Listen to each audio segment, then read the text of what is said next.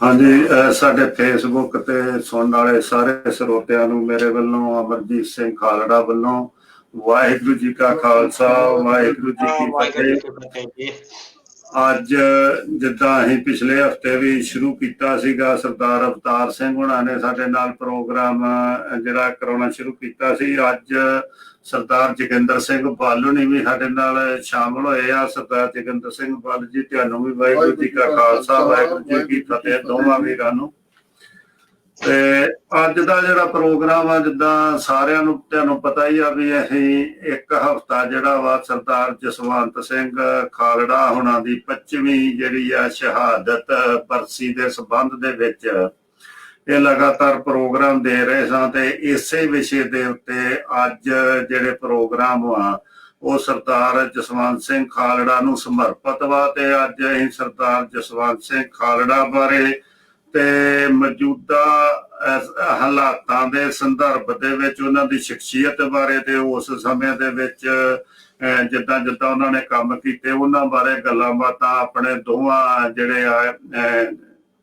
ਗੈਸਟਾਂ ਦੇ ਨਾਲ ਕਰਾਂਗੇ। ਤੇ ਸਭ ਤੋਂ ਪਹਿਲਾਂ ਤਾਂ ਮੈਂ ਸਰਦਾਰ ਅਵਤਾਰ ਸਿੰਘ ਹੁਣਾਂ ਨੂੰ, ਸਰਦਾਰ ਅਵਤਾਰ ਸਿੰਘ ਜੀ, ਮੈਂ ਨਾ ਤੁਹਾਡੇ ਤੋਂ ਇਹ ਪੁੱਛਣਾ ਚਾਹੁੰਦਾ ਵਾਂ ਵੀ ਉਹ ਜਿਹੜਾ ਸਮਾਂ ਸੀਗਾ 92-93 ਦਾ,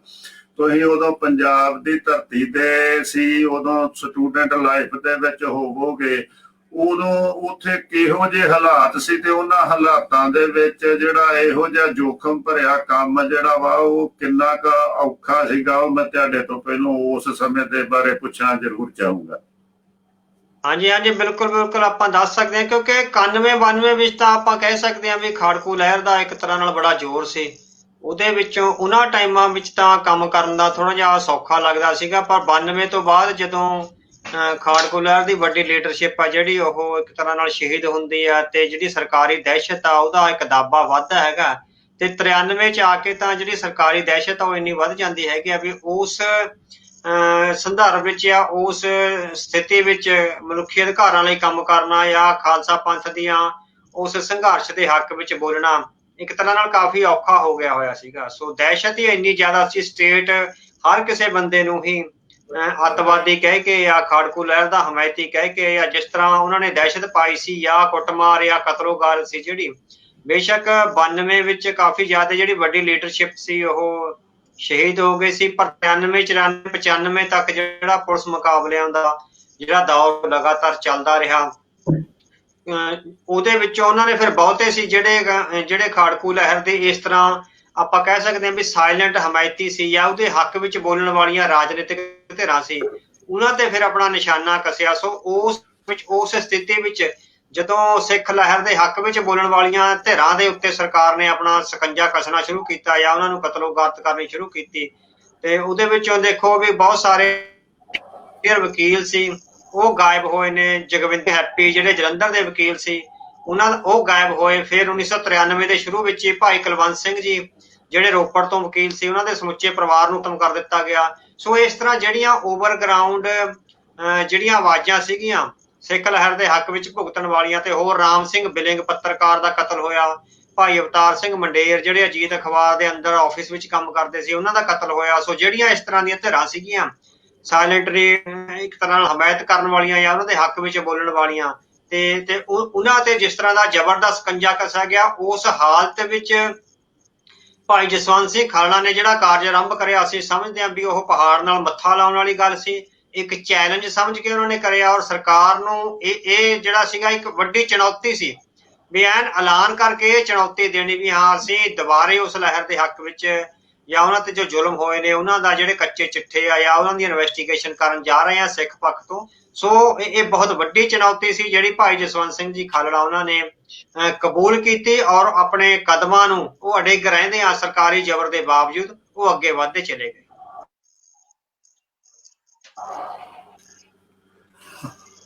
ਹਾਂ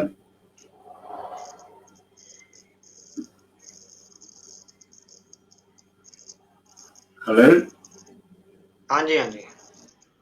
ਹਾਂਜੀ, ਹਾਂਜੀ, ਇਸੇ ਤਰ੍ਹਾਂ ਹੀ ਹੁਣ ਮੈਂ ਸਰਦਾਰ ਜੋਗਿੰਦਰ ਸਿੰਘ ਬਾਲਣਾ ਨੂੰ ਵੀ ਇਸ ਪ੍ਰੋਗਰਾਮ ਦੇ ਵਿੱਚ ਸ਼ਾਮਲ ਕਰਦੇ ਆ। ਸਰਦਾਰ ਜੋਗਿੰਦਰ ਸਿੰਘ ਜੀ, ਤੁਹਾਨੂੰ ਮੈਂ ਪੁੱਛਣਾ ਚਾਹੂੰਗਾ ਵੀ ਜਦੋਂ 1991 ਦੇ ਵਿੱਚ ਜਸਵੰਤ ਸੋਹਣੀ ਇੰਗਲੈਂਡ ਦੇ ਵਿੱਚ ਆਏ ਆ ਤੇ ਇੱਥੇ ਤੁਸੀਂ ਵੀ ਉਹਨਾਂ ਨੂੰ ਮਿਲੇ ਜੇ, ਕੁਝ ਚਿਰ ਇਕੱਠਾ ਕੰਮ ਵੀ ਕੀਤਾ, ਮੁੜ ਕੇ ਕੁਝ ਆਪਸ ਦੇ ਵਿੱਚ ਗਲਤਫਹਿਮੀਆਂ ਵੀ ਹੋਈਆਂ। ਕੀ ਮੈਂ ਸਮਝਦਾ ਵਾਂ ਵੀ ਉਸ ਸਮੇਂ ਦੀ ਜਿਹੜੀ ਇੱਥੇ ਸਿੱਖ ਸੰਘਰਸ਼ ਨਾਲ ਸੰਬੰਧਿਤ ਲੀਡਰਸ਼ਿਪ ਸੀ ਜਾਂ ਜਥੇਬੰਦੀਆਂ ਸੀ, ਉਹ ਉਹਨਾਂ ਦੀ ਸਹੀ ਪਛਾਣ ਜਾਂ ਜੱਜਮੈਂਟ ਨਹੀਂ ਕਰ ਸਕੇ ਵੀ ਉਸ ਸਮੇਂ ਜਿਹੋ ਜਿਹਾ ਉਹ ਕੰਮ ਕਰਨਾ ਚਾਹੁੰਦੇ ਸੀ ਉਹਦੇ ਵਿੱਚ ਇੱਥੋਂ ਕੋਈ ਉਹਨਾਂ ਨੂੰ ਬਹੁਤੀ ਜਿਹੜੀ ਆ ਸਪੋਰਟ ਨਹੀਂ ਮਿਲ ਸਕੀ। ਸਭ ਤੋਂ ਪਹਿਲਾਂ ਤਾਂ ਵਾਹਿਗੁਰੂ ਜੀ ਕਾ ਖਾਲਸਾ, ਵਾਹਿਗੁਰੂ ਜੀ ਕੀ ਫਤਿਹ। ਸਭ ਤੋਂ ਪਹਿਲਾਂ ਤਾਂ ਮੈਂ ਸਰਦਾਰ ਜਸਵੰਤ ਸਿੰਘ ਜੀ ਖਾਲੜਾ ਹੋਰਾਂ ਨੂੰ ਸ਼ਰਧਾ ਦੇ ਫੁੱਲ ਭੇਂਟ ਕਰਨਾ ਚਾਹੁੰਦੇ ਹਾਂ। ਕੌਮ ਦੇ ਬੜੇ ਵੱਡੇ ਮਹਾਨ ਸ਼ਹੀਦ ਆ ਸਾਡੀ ਕੌਮ ਦੇ, ਜਿਨ੍ਹਾਂ ਨੇ ਇੱਕ ਉਹ ਕੰਮ ਕਰ ਵਿਖਾਇਆ ਜਿਹੜਾ ਕਿਸੇ ਕੋਲੋਂ ਅਸੀਂ ਉਮੀਦ ਨਹੀਂ ਸੀ ਰੱਖਦੇ। ਔਰ ਜਿਹੜਾ ਤੁਸੀਂ ਸਵਾਲ ਕੀਤਾ ਸਰਦਾਰ ਅਮਰਜੀਤ ਸਿੰਘ ਜੀ, ਉਸ ਵੇਲੇ ਮੈਂ ਸਮਝਦਾ ਸਾਡੇ ਵਿੱਚ ਬਹੁਤ ਸਾਰੀ ਇਨਫਿਲਟ੍ਰੇਸ਼ਨ ਸੀ ਸਾਡੀਆਂ ਸਾਰੀਆਂ ਜਥੇਬੰਦੀਆਂ ਅੰਦਰ। ਔਰ ਉਹ ਜਿਹੜੀ ਇਨਫਿਲਟ੍ਰੇਸ਼ਨ ਸੀਗੀ ਉਹ ਸਾਨੂੰ ਸਾਡੀਆਂ ਜਥੇਬੰਦੀਆਂ ਨੂੰ ਆਪਸ ਵਿੱਚ ਇੱਕ ਦੂਜੇ ਦੇ ਨੇੜੇ ਹੋਣ ਕਰਨ ਦੀ ਜਗ੍ਹਾ ਤੇ ਇੱਕ ਦੂਜੇ ਦੇ ਵਿੱਚ ਦੂਰੀਆਂ ਪੈਦਾ ਕਰਦੀ ਸੀ। ਔਰ ਉਸ ਇਨਫਿਲਟ੍ਰੇਸ਼ਨ ਦਾ ਰਿਜ਼ਲਟ ਇੱਕ ਤਾਂ ਇਹ ਸੀਗਾ ਵੀ ਉਹਨਾਂ ਨੇ ਸਾਨੂੰ ਆਪਸ ਵਿੱਚ ਸਾਡੇ ਕਾਫੀ ਦੂਰੀਆਂ ਪੈਦਾ ਕੀਤੀਆਂ। ਔਰ ਦੂਸਰਾ ਉਸ ਵੇਲੇ ਦਾ ਜਿਹੜਾ ਮਾਹੌਲ ਸੀ ਨਾ, ਉਹ ਮਾਹੌਲ ਸੀਗਾ ਵੀ ਜਾਂ ਮਰ ਜਾਓ ਜਾਂ ਮਾਰ ਲਓ ਦਾ ਵਾਲਾ ਹਾਲਾਤ ਬਣੇ ਸੀਗੇ। ਉਸ ਵੇਲੇ ਜਿਹੜਾ ਬੰਦਾ ਡੈਮੋਕ੍ਰੈਟਿਕ ਢੰਗ ਨਾਲ ਔਰ ਕਾਨੂੰਨ ਦੇ ਅੰਦਰ ਰਹਿ ਕੇ ਔਰ ਜਿਹੜਾ ਇਹਨਾਂ ਨੂੰ ਜਿਹੜੇ ਜ਼ੁਲਮ ਕਰਨ ਵਾਲੇ ਪੁਲਿਸ ਅਫਸਰ ਸੀਗੇ ਉਹਨਾਂ ਨੂੰ ਜਿਹੜਾ ਐਕਸਪੋਜ਼ ਕਰਨ ਦੀ ਕੋਸ਼ਿਸ਼ ਕਰਦੇ, ਉਹਨੂੰ ਆਮ ਬੰਦੇ ਸਮਝਦੇ ਨਹੀਂ ਸੀ। ਸੋ ਇਸ ਕਰਕੇ ਮੈਂ ਸਮਝਦਾ ਵੀ ਜਿਹੋ ਜਿਹਾ ਮਤਲਬ ਰਿਸਪੌਂਸ ਉਹਨਾਂ ਨੂੰ ਇੱਥੇ ਮਿਲਣਾ ਚਾਹੀਦਾ ਸੀ, ਉਹੋ ਜਿਹਾ ਰਿਸਪੌਂਸ ਸਾਡੀਆਂ ਜਥੇਬੰਦੀਆਂ ਤੋਂ ਨਹੀਂ ਮਿਲਿਆ। ਔਰ ਉਲਟਾ ਸਾਡੇ ਵਿੱਚ ਆਪਸ ਵਿੱਚ ਵੀ ਦੂਰੀਆਂ ਪੈਦਾ ਹੋਈਆਂ। ਔਰ ਉਸ ਵੇਲੇ ਵੀ ਸਰਦਾਰ ਜਸਵੰਤ ਸਿੰਘ ਹੋਣਾ ਨੇ ਜਿਹੜਾ ਇੱਕ ਉਦੋਂ ਵੀ ਉਹਨਾਂ ਦੀ ਜਿਹੜੀ ਖਾਹਿਸ਼ ਸੀਗੀ, ਉਹਨੂੰ ਇਸ ਇਸ਼ੂ ਨੂੰ ਇੰਟਰਨੈਸ਼ਨਲਾਈਜ਼ ਕਰਨਾ ਚਾਹੁੰਦੇ ਸੀ ਤਾਂ ਜੋ ਇੰਟਰਨੈਸ਼ਨਲ ਪ੍ਰੈਸ਼ਰ ਹਿੰਦੁਸਤਾਨ ਤੇ ਬਣ ਸਕੇ, ਭਾਰਤ ਤੇ ਬਣ ਸਕੇ। ਔਰ ਉਹਦੇ ਸੰਬੰਧ ਵਿੱਚ ਤੁਹਾਨੂੰ ਯਾਦ ਹੋਣਾ ਇੱਕ ਵਾਰੀ ਅਸੀਂ ਜਿਹੜੇ ਕਾਮਨਵੈਲਥ ਔਰ ਫੋਰਨ ਆਫਿਸ ਵਿੱਚ ਵੀ ਮੇਰੇ ਨਾਲ ਉਹ ਗਏ ਔਰ ਅਸੀਂ ਉੱਥੇ ਮੈਮੋਰੈਂਡਮ ਦੋਵੇਂ ਨੇ ਦੇ ਕੇ ਆਏ ਸੀਗੇ। ਹਾਂਜੀ, ਅਵਤਾਰ ਸਿੰਘ ਜੀ, ਤੁਹਾਡੇ ਤੇ ਮੈਂ ਆਉਂਦਾ ਵਾ। ਉਸ ਸਮੇਂ ਜਿੱਦਾਂ ਮਾਝੇ ਦੀ ਧਰਤੀ ਦੇ ਇਸ ਇਲਾਕੇ ਦੇ ਵਿੱਚ ਤਾਂ ਜਸਵੰਤ ਸਿੰਘ ਨੂੰ ਜਾਣੀ ਕਿ ਸਾਰੇ ਸਿਆਸੀ ਵਰਗਾਂ ਦੇ ਲੋਕ ਤੇ ਸਾਰੀਆਂ ਧਿਰਾਂ ਜਿਹੜੀਆਂ ਵਾ ਉਹ ਜਾਣਦੀਆਂ ਸੀ, ਪਰ ਤੁਸੀਂ ਉਦੋਂ ਸਟੂਡੈਂਟ ਸੀ ਤੇ ਉਦੋਂ ਇਹ ਜਿਹੜਾ ਮਨੁੱਖੀ ਅਧਿਕਾਰਾਂ ਦਾ ਕੰਮ ਮੇਰੇ ਖਿਆਲ ਪੰਜਾਬ ਦੇ ਵਿੱਚ ਪਹਿਲੀ ਵਾਰ ਕਿਸੇ ਨੇ ਏਡੀ ਵੱਡੀ ਪੱਧਰ ਤੇ ਚੁੱਕਿਆ। ਤੇ ਉਹ ਤੁਹਾਡੀ ਸਟੂਡੈਂਟ ਲਾਈਫ ਤੇ ਜਾਂ ਤੁਹਾਨੂੰ ਇਸ ਚੀਜ਼ ਬਾਰੇ ਕਦੋਂ ਤੇ ਕਿੱਦਾਂ ਦਾ ਪ੍ਰਭਾਵ ਜਿਹੜਾ ਵਾ ਉਹ ਉਸ ਸਮੇਂ ਦੇ ਵਿਦਿਆਰਥੀਆਂ ਦੇ ਉੱਤੇ, ਸਿੱਖ ਵਿਦਿਆਰਥੀਆਂ ਤੇ ਇਹਦਾ ਪਿਆ, ਮੈਂ ਤੁਹਾਡੇ ਤੋਂ ਜ਼ਰੂਰ ਜਾਣਨਾ ਚਾਹਾਂਗਾ। ਹਾਂਜੀ, ਉਹਨਾਂ ਤੋਂ ਪਹਿਲਾਂ ਜਿਸ ਤਰ੍ਹਾਂ ਇਹ ਸੀਗਾ ਵੀ ਜਸਟਿਸ ਅਜੀਤ ਸਿੰਘ ਬੈਂਸਵਾਲਾ ਜਿਹੜਾ ਪੰਜਾਬ ਹਿਊਮਨ ਰਾਈਟਸ ਆਰਗੇਨਾਈਜੇਸ਼ਨ ਸੀ, ਉਹ ਲਗਾਤਾਰ ਕੰਮ ਕਰ ਰਹੀ ਸੀ। ਪਰ ਉਹਨਾਂ ਦਾ ਕਿਉਂਕਿ ਬੈਂਸ ਸਾਹਿਬ ਆਪ ਬਜ਼ੁਰਗ ਹੋਣ ਕਰਕੇ ਉਹਨਾਂ ਦਾ ਕੰਮ ਆ ਜਿਹੜੀਆਂ ਹੋਰ ਜਿਹੜੇ ਉਹਨਾਂ ਦੇ ਨਾਲ ਦੇ ਸਾਥੀ ਆ ਜਿੱਦਾਂ ਮਾਲਵਿੰਦਰ ਸਿੰਘ ਮਾਲੀ ਜਾਂ ਭਾਈ ਗੁਰਬਚਨ ਸਿੰਘ ਜੀ ਹੁਣੀ ਜਾਂ ਹੋਰ ਜਿੰਨੇ ਵੀ ਜਿਹੜੇ ਇਸ ਤਰ੍ਹਾਂ ਦੇ ਨਾਲ ਜੁੜੇ ਹੋਏ ਸੱਜਣ ਸੀਗੇ ਉਹ ਕਰਦੇ ਸੀਗੇ। ਪਰ 1993-94 ਚ ਆ ਕੇ ਜਦੋਂ ਦਹਿਸ਼ਤ ਬਹੁਤ ਵੱਧ ਗਈ, ਸੋ ਉਸ ਲੈਵਲ ਤੇ ਠੀਕ ਹੈ ਜਸਟਿਸ ਅਜੀਤ ਸਿੰਘ ਬੈਂਸ ਦੀ ਅਗਵਾਈ ਵਾਲੇ ਜਿਹੜਾ ਹਿਊਮਨ ਰਾਈਟਸ ਆਰਗੇਨਾਈਜੇਸ਼ਨ ਸੀਗੀ ਉਹਨੇ ਲਗਾਤਾਰ ਬਹੁਤ ਸਾਰੀਆਂ ਖੋਜਾਂ ਜਾਂ ਬਹੁਤ ਸਾਰੀਆਂ ਪੜਤਾਲਾਂ ਕੀਤੀਆਂ। ਪਰ ਜੋ ਕੰਮ ਭਾਈ ਜਸਵੰਤ ਸਿੰਘ ਖਾਲੜਾ ਨੇ ਕੀਤਾ ਉਹ ਵੱਜਵੇਂ ਰੂਪ ਵਿੱਚ ਇੱਕ ਸੰਗਠਿਤ ਤੌਰ ਤੇ ਲਗਾਤਾਰ ਤਾਂ ਜਿਸ ਤਰ੍ਹਾਂ ਵੀ ਇੱਕ ਫੁੱਲ ਟਾਈਮ ਵਰਕਰ ਦੇ ਤੌਰ ਤੇ ਕੀਤਾ। ਸੋ ਜਿਹੜਾ ਪੰਜਾਬ ਹਿਊਮਨ ਰਾਈਟਸ ਆਰਗੇਨਾਈਜੇਸ਼ਨ ਦਾ ਸੀਗਾ ਉਹਨਾਂ ਨੇ ਵੀ ਵੱਡਾ ਕੰਮ ਕੀਤਾ ਵੀ ਉਹਦੇ ਚੋਂ ਜਿਸ ਤਰ੍ਹਾਂ ਜਸਟਿਸ ਸਾਹਿਬ ਨੂੰ 1992 ਵਿੱਚ ਈਵਨ ਗ੍ਰਿਫਤਾਰ ਵੀ ਕਰ ਲਿਆ ਗਿਆ ਉਹਨਾਂ ਤੇ ਮਾਲਵਿੰਦਰ ਸਿੰਘ ਮਾਲੀ ਨੂੰ ਗ੍ਰਿਫਤਾਰ ਕਰ ਲਿਆ ਗਿਆ ਜਿਹੜੇ ਤੱਥ ਖੋਜ ਪੜਤਾਲ ਕਮੇਟੀ ਦੇ ਮੈਂਬਰ ਸੀਗੇ। ਤੇ ਹੋਰਾਂ ਲੋਕਾਂ ਤੇ ਵੀ ਜਿਸ ਤਰ੍ਹਾਂ ਭਾਈ ਅਮਰੀਕ ਸਿੰਘ ਮੁਕਤਸਰ ਉਹ ਵੀ ਉਹਨਾਂ ਦੇ ਨਾਲ ਸੀਗੇ, ਉਹਨਾਂ ਤੇ ਵੀ ਜਿਸ ਤਰ੍ਹਾਂ ਕਾਫੀ ਤਸ਼ੱਦਦ ਢਾਇਆ ਗਿਆ। ਸੋ ਪਰ ਜਿਹੜਾ ਭਾਈ ਖਾਲੜਾ ਉਹਨਾਂ ਨੇ ਕੰਮ ਕੀਤਾ ਇਹ ਸੀਗਾ ਵੀ ਇੱਕ ਪੂਰੀ ਆਰਗੇਨਾਈਜੇਸ਼ਨ ਦਾ ਵੀ ਇੱਕ ਤਰ੍ਹਾਂ ਨਾਲ full time human rights activist ਦਾ ਜਿਹੜਾ ਉਹਨਾਂ ਨੇ ਕੰਮ ਕੀਤਾ। ਉਹਨਾਂ ਨੇ ਇੱਕ ਫਿਰ ਮਿੱਥ ਕੇ ਸਾਰਾ ਵੀ ਐਗਜ਼ੈਕਟ ਉਹਦਾ ਲੇਆਊਟ ਪਲਾਨ ਕਰਕੇ ਵੀ ਕਿੰਨੇ ਨੌਜਵਾਨ ਆ ਜਿਹੜੇ ਬੇਨਾਮ ਹੋ ਗਏ ਨੇ, ਫਿਰ ਉਹ ਤਾਂ ਮੇਰੇ ਖਿਆਲ ਇੱਕ ਅੱਧੇ ਕਿਸੇ ਕੇਸ ਦੇ ਸੰਦਰਭ ਵਿੱਚ ਉਹ ਕਿਸੇ ਸ਼ਮਸ਼ਾਨ ਘਾਟ ਦਾ ਜਿਸ ਤਰ੍ਹਾਂ ਰਿਕਾਰਡ ਫੋਲਣ ਗਏ ਸੀ, ਪਰ ਜਦੋਂ ਉਹਨਾਂ ਨੂੰ ਲੱਗਿਆ ਵੀ ਇਹ ਤਾਂ ਪੰਡੋਰਾ ਬਾਕਸ ਆ, ਵੀ ਇੱਥੇ ਬਹੁਤ ਕੁਝ ਛੁਪਿਆ ਪਿਆ ਹੈਗਾ, ਫਿਰ ਉਹਨਾਂ ਨੇ ਇਹਨੂੰ ਚੈਲੰਜ ਸਮਝ ਕੇ ਇੱਕ ਆਰਗੇਨਾਈਜ਼ਡ ਢੰਗ ਨਾਲ ਜਿਸ ਤਰ੍ਹਾਂ ਉਹਨੂੰ ਚਲਾਉਣ ਦਾ ਯਤਨ ਕੀਤਾ। ਮੈਂ ਇੱਕ 1994 ਵਿੱਚ ਉਦੋਂ ਉਹ ਅਕਾਲੀ ਦਲ ਦੇ ਮਨੁੱਖੀ ਅਧਿਕਾਰ ਜਿਹੜਾ ਵਿੰਗ ਸੀਗਾ ਉਹਦੇ ਮੈਂਬਰ ਸੀ। ਸੋ 1994 ਵਿੱਚ ਕਾਨਫਰੰਸ ਹੋਈ ਸੀਗੀ ਚੰਡੀਗੜ੍ਹ ਦੇ ਲਾਗੇ, ਤੇ ਉਦੋਂ ਮੈਂ ਵੀ ਗਿਆ ਸੀਗਾ। ਮੈਨੂੰ ਭਾਜੀ ਦਲਵੀਰ ਸਿੰਘ, ਉਹਨਾਂ ਨਾਲ ਸਾਡੇ ਪੁਰਾਣੇ ਰਿਲੇਸ਼ਨ ਸੀਗੇ, ਸਟੂਡੈਂਟ ਲਾਈਫ ਦੇ ਦੌਰਾਨ ਹੀ ਉਹ ਸੈਮੀਨਾਰਾਂ ਵਿੱਚ ਲੈਕਚਰ ਕਰਨ ਆਉਂਦੇ ਸੀ, ਸੋ ਉਹਨਾਂ ਨਾਲ ਰਾਬਤਾ ਸੀਗਾ। ਸੋ ਭਾਜੀ ਦਲਵੀਰ ਸਿੰਘ ਉਹਨਾਂ ਨੇ, ਜਿਹੜੇ ਪੱਤਰਕਾਰ ਸੀ ਜਿਨ੍ਹਾਂ ਦੀ ਹੁਣ ਮੌਤ ਹੋ ਗਈ, ਉਹਨਾਂ ਨੇ ਆਖਿਆ ਸੀਗਾ ਵੀ ਤੁਸੀਂ ਉੱਥੇ ਆਇਓ, ਆਪਾਂ ਹਿਊਮਨ ਰਾਈਟਸ ਦਾ ਜਿਹੜਾ ਹੈਗਾ ਵੀ ਕਾਰਜ ਆ ਉਹ ਵੱਡੇ ਨਵੇਂ ਸਿਰੇ ਤੋਂ ਸ਼ੁਰੂ ਕਰਨ ਦਾ ਯਤਨ ਕਰਾਂਗੇ। ਸੋ ਉਸ ਸਮੇਂ ਤਾਂ ਉੱਥੇ ਭਾਜੀ ਜਸਵੰਤ ਸਿੰਘ ਉਹਨਾਂ ਨੂੰ 1-2 ਵਾਰ ਮਿਲੇ ਵੀ ਸੀਗੇ, ਪਰ ਜਿੰਨਾ ਵੱਡਾ ਉਹ ਕਾਰਜ ਉਹ ਕਰ ਰਹੇ ਨੇ ਉਹਦੇ ਬਾਰੇ ਉਦੋਂ ਭਾਜੀ ਦਲਵੀਰ ਸਿੰਘ ਨੇ ਵੀ ਮੈਨੂੰ ਨਹੀਂ ਸੀ ਦੱਸਿਆ, ਜਾਂ ਪਤਾ ਨਹੀਂ ਉਹਨਾਂ ਨੂੰ ਵੀ ਇੰਨਾ ਪਤਾ ਸੀ ਜਾਂ ਨਹੀਂ। ਭਾਜੀ ਜਸਵੰਤ ਸਿੰਘ ਕੋਲ ਆਪ ਦਾ ਹੀ ਸੀ ਸਾਰਾ ਜਿਹੜਾ ਫਿਊਚਰ ਪਲਾਨ ਸੀਗਾ। ਸੋ ਅਸੀਂ ਸਮਝ ਸਕਦੇ ਹਾਂ ਵੀ ਉਹਨਾਂ ਦਿਨਾਂ ਵਿੱਚ ਜਦੋਂ ਚਾਰੇ ਪਾਸੇ ਦਹਿਸ਼ਤ ਸੀ, ਉਸ ਦਹਿਸ਼ਤ ਨੂੰ ਤੋੜਨ ਵਿੱਚ ਔਰ ਉਹਨੂੰ ਚੈਲੰਜ ਕਰਨ ਲਈ ਭਾਈ ਜਸਵੰਤ ਸਿੰਘ ਖਾਲੜਾ ਨੇ ਬਹੁਤ ਵੱਡਾ ਯਤਨ ਕੀਤਾ। ਇਹ ਆਰਗੇਨਾਈਜ਼ਡ ਐਫਰਟ ਸੀਗਾ ਹਿਊਮਨ ਰਾਈਟਸ ਦਾ। ਇਹ ਤੋਂ ਪਹਿਲਾਂ ਪੰਜਾਬ ਵਿੱਚ ਇਸ ਤਰ੍ਹਾਂ ਦਾ ਆਰਗੇਨਾਈਜ਼ਡ ਐਫਰਟ ਆ ਜਿਹੜਾ ਨਹੀਂ ਸੀ ਹੋਇਆ। ਪੰਜਾਬ ਹਿਊਮਨ ਰਾਈਟਸ ਆਰਗੇਨਾਈਜੇਸ਼ਨ ਵੱਲੋਂ ਕੱਲੇ ਕਹਿ ਰਹੇ ਕੇਸਾਂ ਦੀਆਂ ਜਾਂਚ ਪੜਤਾਲਾਂ ਤਾਂ ਜਾਰੀ ਹੁੰਦੀਆਂ ਸੀ, ਉਹਨਾਂ ਜਾਂਚ ਪੜਤਾਲਾਂ ਦੇ ਆਧਾਰ ਤੇ ਹੀ, ਜੇ ਤੁਹਾਨੂੰ ਯਾਦ ਹੋਵੇ ਤਾਂ ਮਾਲਵਿੰਦਰ ਸਿੰਘ ਮਾਲੀ ਦੀ ਅਗਵਾਈ ਵਾਲਾ ਜਿਹੜਾ ਪੈਗਾਮ ਗਰੁੱਪ ਸੀ, ਉਹਨਾਂ ਵੱਲੋਂ ਇੱਕ ਵਾਈਟ ਪੇਪਰ ਛਾਪਿਆ ਗਿਆ ਸੀ ਜਿਹਦੇ ਵਿੱਚ 100 ਝੂਠੇ ਪੁਲਿਸ ਮੁਕਾਬਲਿਆਂ ਦੀਆਂ ਰਿਪੋਰਟਾਂ ਸੀਗੀਆਂ ਵੀ ਕਿਹੜਾ ਨੌਜਵਾਨ ਕਿੱਥੋਂ ਫੜਿਆ ਗਿਆ, ਕਿਹੜੇ ਪੁਲਿਸ ਅਫਸਰ ਨੇ ਫੜਿਆ, ਉਹ ਕਿੰਨੇ ਦਿਨ ਇਲੀਗਲ ਕਸਟਡੀ 'ਚ ਰਿਹਾ, ਉਹ ਤੋਂ ਬਾਅਦ ਕਦੋਂ ਉਹਦਾ ਮੁਕਾਬਲਾ ਬਣਾਏਗਾ। ਸੋ ਇਸ ਤਰ੍ਹਾਂ ਦਾ ਉਹਨਾਂ ਨੇ 100 ਪੁਲਿਸ ਮੁਕਾਬਲਿਆਂ ਦਾ ਇੱਕ ਵਾਈਟ ਪੇਪਰ ਛਾਪਿਆ ਸੀ। ਪਰ ਜੋ ਕਾਰਜ ਭਾਈ ਜਸਵੰਤ ਸਿੰਘ ਖਾਲੜਾ ਨੇ ਕੀਤਾ, ਅਸੀਂ ਸਮਝ ਸਕਦੇ ਹਾਂ ਵੀ ਉਹ ਬਹੁਤ ਵੱਡਾ ਕਾਰਜ ਸੀ। ਉਹਦੀ ਦੇਣ ਆ ਜਿਹੜੀ ਸਿੱਖ ਕੌਮ ਨਹੀਂ ਦੇ ਸਕਦੀ। ਹਾਂਜੀ, ਜੋਗਿੰਦਰ ਸਿੰਘ ਜੀ, ਮੈਂ ਤੁਹਾਡੇ ਤੋਂ ਅਗਲਾ ਸਵਾਲ ਪੁੱਛਣਾ ਚਾਹੁੰਦਾ, ਕਿਉਂਕਿ ਤੁਸੀਂ ਵੀ ਹੁਣ ਉਸ ਤੋਂ ਪਹਿਲੋਂ ਤੇ ਹੁਣ ਤੱਕ ਜਿਹੜੇ ਇਹ ਸਿੱਖੀ ਦੇ ਸੰਘਰਸ਼ ਦੇ ਖੇਤਰ ਦੇ ਵਿੱਚ ਵਿਚਰਦੇ ਆਏ ਜੇ, ਕੀ ਇਹ ਜਿਹੜਾ ਜਸਵੰਤ ਸਿੰਘ ਨੇ ਮਨੁੱਖੀ ਅਧਿਕਾਰਾਂ ਦੇ ਘਾਣ ਦੇ ਵਿਰੁੱਧ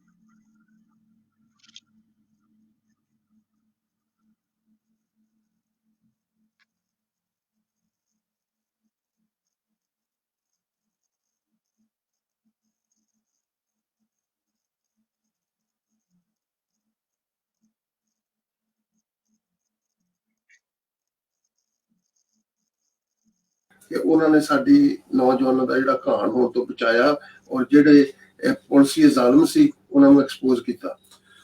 ਤੁਸੀਂ ਕੀ ਸਮਝਦੇ ਜੇ ਵੀ ਜਿੱਦਾਂ ਹੋਰ ਵੀ ਦੁਨੀਆ ਦੇ ਮੁਲਕਾਂ ਦੇ ਵਿੱਚ ਪਹਿਲੋਂ ਜ਼ੁਲਮ ਹੁੰਦੇ ਰਿਹਾ, ਜਿੱਦਾਂ ਯਹੂਦੀਆਂ ਦੇ ਨਾਲ ਹੋਏ ਆ ਜਾਂ ਹੋਰਨਾਂ ਨੇਸ਼ਨਾਂ ਦੇ ਨਾਲ ਹੋਏ ਆ, ਉਹ ਉੱਥੇ ਜਿਹੜਾ ਵੱਡੀ ਪੱਧਰ ਦੇ ਉੱਤੇ ਜਿਹੜਾ ਵਾ ਉਹ ਆਪਣੇ ਕਤਲੇਆਮ ਹੋਇਆ, ਪਰ ਪੰਜਾਬ ਦੇ ਵਿੱਚ ਜਿਹੜਾ ਵਾ ਜਦੋਂ ਜਸਵੰਤ ਸਿੰਘ ਨੇ ਇਹਦਾ ਸਾਹਮਣਾ ਕੀਤਾ ਤੇ ਉੱਥੇ ਸਟਾਪ ਉਦੋਂ ਬਾਅਦ ਹੋਇਆ ਤੇ ਦੂਜੇ ਪਾਸੇ ਨਹੀਂ ਹੋਏ, ਇਹਦੇ ਕੀ ਕਾਰਨ ਸੀ? ਦੇਖੋ, ਸਾਡੇ ਸਾਹਮਣੇ ਨਾ ਜਰਮਨੀ ਵਿੱਚ ਜਰਮਨ ਦੇ ਵਿੱਚ ਜਦੋਂ ਉਹਨਾਂ ਨੇ ਕਤਲੇਆਮ ਕੀਤਾ ਯਹੂਦੀਆਂ ਦਾ ਸ਼ੁਰੂ, ਉਸ ਵੇਲੇ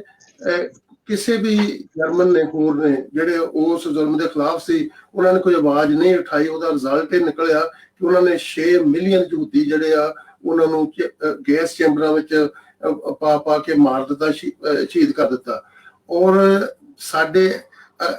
ਇਹ ਮੈਂ ਸਮਝਦਾ ਬੜੀ ਵੱਡੀ ਮਿਸਾਲ ਆ ਪੰਜਾਬ ਅੰਦਰ। ਸਰਦਾਰ ਜਸਵੰਤ ਸਿੰਘ ਖਾਲੜੇ ਉਹਨਾਂ ਨੇ ਜਦੋਂ ਇਸ ਜ਼ੁਲਮ ਦੇ ਖਿਲਾਫ ਆਵਾਜ਼ ਉਠਾਈ ਆ ਔਰ ਉਹਦੇ ਨਾਲ ਇਹ ਠੱਲ ਪਈ ਆ, ਨਹੀਂ ਤਾਂ ਉਹਨਾਂ ਨੇ ਅਜੇ ਹੋਰ ਹਜ਼ਾਰਾਂ ਸਾਡੇ ਨੌਜਵਾਨ ਹੋਰ ਸ਼ਹੀਦ ਕਰ ਦੇਣੇ ਸੀ। ਹਾਂਜੀ ਅਵਤਾਰ ਸਿੰਘ ਜੀ, ਮੈਂ ਤੁਹਾਨੂੰ ਇਹ ਅਗਲਾ ਕੁਐਸਚਨ ਪੁੱਛਣਾ ਚਾਹੁੰਦਾ ਵਾਂ, ਕਿਉਂਕਿ ਸਰਦਾਰ ਜਸਵੰਤ ਸਿੰਘ ਖਾਲੜਾ ਨੂੰ 6 ਸਤੰਬਰ 1995 ਨੂੰ ਚੁੱਕ ਕੇ ਭਾਰੀ ਜ਼ੁਲਮ ਢਾਹ ਕੇ ਸ਼ਹੀਦ ਕਰ ਦਿੱਤਾ ਗਿਆ। ਠੀਕ ਆ ਵੀ ਉੱਥੇ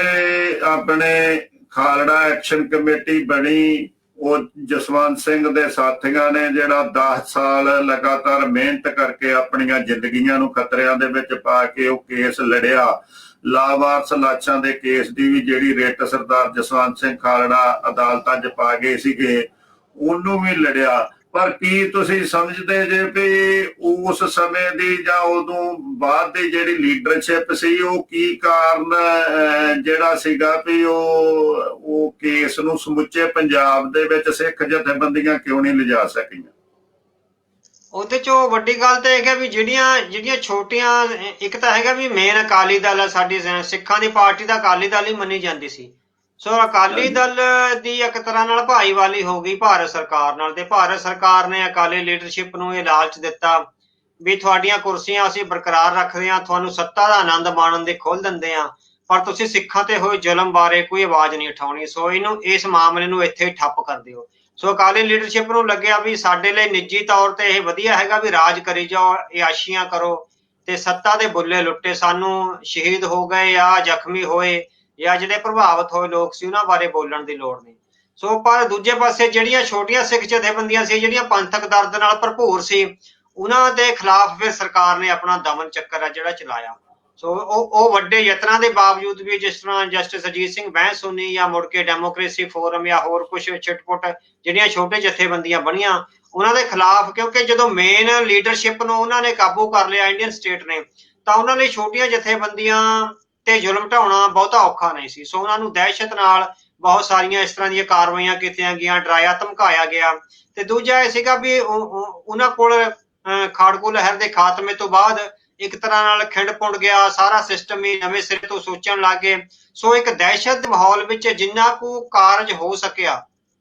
ਉਹਨਾਂ ਨੇ ਕਰਨ ਦਾ ਯਤਨ ਕੀਤਾ। ਜਿਸ ਤਰ੍ਹਾਂ ਆਪਾਂ ਦੇਖ ਰਹੇ ਹਾਂ ਵੀ Khalra mission committee, action committee ਦੇ ਵੀ ਬਹੁਤ ਸਾਰੇ ਜਿਹੜੇ ਨੌਜਵਾਨ ਸੀਗੇ, ਉਹਨਾਂ ਤੇ ਝੂਠੇ ਪਰਚੇ ਪਾਏ ਗਏ, ਉਹਨਾਂ ਨੂੰ ਧਮਕੀਆਂ ਦਿੱਤੀਆਂ ਗਈਆਂ ਵੀ ਗਵਾਹੀਆਂ ਨਹੀਂ ਦੇਣੀਆਂ ਤੁਸੀਂ, ਜਾਂ ਇਸ ਕੇਸ ਨੂੰ ਪਰਸੂ ਨਾ ਕਰੋ। ਸੋ ਇਸ ਤਰ੍ਹਾਂ ਦੇ ਸਟੇਟ ਨੇ ਬਹੁਤ ਸਾਰੇ ਹੱਥ ਕੰਡੇ ਵਰਤੇ। ਸੋ ਉਹ ਹੱਥ ਕੰਡੇ ਜਦੋਂ ਸਟੇਟ ਐਨੀ ਪਾਵਰਫੁਲ ਹੁੰਦੀ ਆ, ਉਹਦੇ ਵਿੱਚ ਕਿਤੇ ਨਾ ਕਿਤੇ ਉਹ ਕਾਮਯਾਬ ਹੋ ਜਾਂਦੇ ਆ। ਪਰ ਅਸੀਂ ਸਮਝਦੇ ਹਾਂ ਕਿ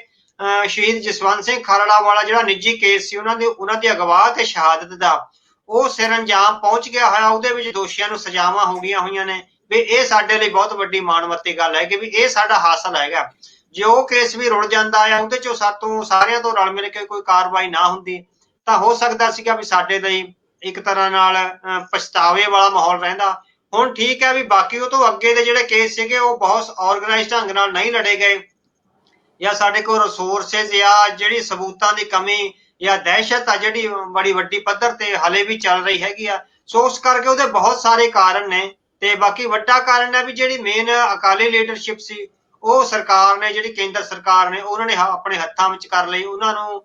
ਸੱਤਾ ਬੁੱਲੇ ਲੁੱਟਣ ਦਾ ਆਨੰਦ ਆਉਣ ਲੱਗ ਗਿਆ। ਸੋ ਫਿਰ ਉਹਨਾਂ ਨੇ ਸਿੱਖਾਂ ਦੀਆਂ ਜਿਹੜੀਆਂ ਮਸਲੇ ਸੀਗੇ ਉਹ ਵਿਸਾਰ ਦਿੱਤੇ। ਪਰ ਜਿਹੜੀਆਂ ਛੋਟੀਆਂ ਜਥੇਬੰਦੀਆਂ ਸੀਗੀਆਂ, ਪੰਥਕ ਜਥੇਬੰਦੀਆਂ, ਉਹਨਾਂ ਨੇ ਆਪਣੇ ਵਿੱਤ ਮੁਤਾਬਕ ਕਾਰਜ ਜਾਰੀ ਰੱਖਿਆ। ਇਹਦੇ ਵਿੱਚ ਭਾਈ ਦਲਵੀਰ ਸਿੰਘ ਦਾ ਅਸੀਂ ਜ਼ਰੂਰ ਨਾਂ ਲਵਾਂਗੇ, ਜਿਨ੍ਹਾਂ ਨੇ ਲਗਾਤਾਰ, ਜੋ ਇਕੱਲੇ ਤੌਰ ਤੇ ਲਗਾਤਾਰ ਸਰਕਾਰ ਵਿਰੁੱਧ ਆ ਉਹਦੇ ਜਿਹੜੀਆਂ ਬੇਇਨਸਾਫੀਆਂ ਸੀ ਉਹਦੇ ਵਿਰੁੱਧ ਲੜਦੇ ਰਹੇ। ਭਾਈ ਜਸਵੰਤ ਸਿੰਘ ਖਾਲੜਾ ਦੀ ਮੌਤ ਤੋਂ ਬਾਅਦ, ਉਹਨਾਂ ਦੀ ਸ਼ਹਾਦਤ ਤੋਂ ਬਾਅਦ, ਇਸ ਤਰ੍ਹਾਂ ਹੋਰ ਜਿਹੜੇ ਨੌਜਵਾਨ ਸੀ ਜਿਨ੍ਹਾਂ ਦਾ ਚਲੋ ਆਪਾਂ ਹਾਲੇ ਨਾਂ ਵੀ ਨਹੀਂ ਲੈ ਸਕਦੇ, ਉਹਨਾਂ ਨੇ ਪਰਦੇ ਪਿੱਛੇ ਰਹਿ ਕੇ ਬਹੁਤ ਵੱਡੇ ਕਾਰਜ ਕੀਤੇ ਨੇ ਮਨੁੱਖੀ ਅਧਿਕਾਰਾਂ ਦੀ ਲਹਿਰ ਨੂੰ ਅੱਗੇ ਵਧਾਉਣ ਵਿੱਚ। ਸੋ ਇਹ ਹੈਗਾ ਵੀ ਆਰਗੇਨਾਈਜ਼ਡ ਢੰਗ ਨਾਲ, ਜੇ ਤਾਂ ਜਿਸ ਤਰ੍ਹਾਂ ਸਰਕਾਰ ਆਈ ਸੀ ਅਕਾਲੀ ਦਲ ਦੀ, ਉਹ ਥਾਪੜਾ ਦਿੰਦੀ ਮਨੁੱਖੀ ਅਧਿਕਾਰ ਜਥੇਬੰਦੀਆਂ ਨੂੰ ਵੀ ਤੁਸੀਂ ਕਾਰਜ ਕਰੋ, ਤੁਹਾਡਾ ਕੋਈ ਵਾਲ ਵਿੰਗਾ ਨਹੀਂ ਹੋਵੇਗਾ, ਅਸੀਂ ਤੁਹਾਡੀ ਸਹਾਇਤਾ ਕਰਾਂਗੇ, ਫਿਰ ਤਾਂ ਇਹ ਕਾਰਜ ਨੂੰ ਬਹੁਤ ਆਰਗੇਨਾਈਜ਼ਡ ਢੰਗ ਨਾਲ ਸਿਰੇ ਚਾੜਿਆ ਜਾ ਸਕਦਾ ਸੀ। ਪਰ ਹੁਣ ਜਦੋਂ ਸਰਕਾਰ ਨੇ ਪਾੜ ਪਾ ਲਿਆ ਵੀ ਇੱਕ ਵੱਡੇ ਧਿਰ ਨੂੰ ਆਪਣੇ ਨਾਲ ਰਲਾ ਲਿਆ, ਫਿਰ ਉਸ ਹਾਲਤ ਵਿੱਚ ਮਨੁੱਖੀ ਅਧਿਕਾਰ ਜਥੇਬੰਦੀਆਂ ਲਈ ਕਾਰਜ ਕਰਨੇ ਬਹੁਤ ਔਖੇ ਸੀ, ਪਰ ਇਹਦੇ ਬਾਵਜੂਦ ਵੀ ਉਹਨਾਂ ਨੇ ਆਪਣਾ ਸਿਰੜ ਨਹੀਂ ਛੱਡਿਆ।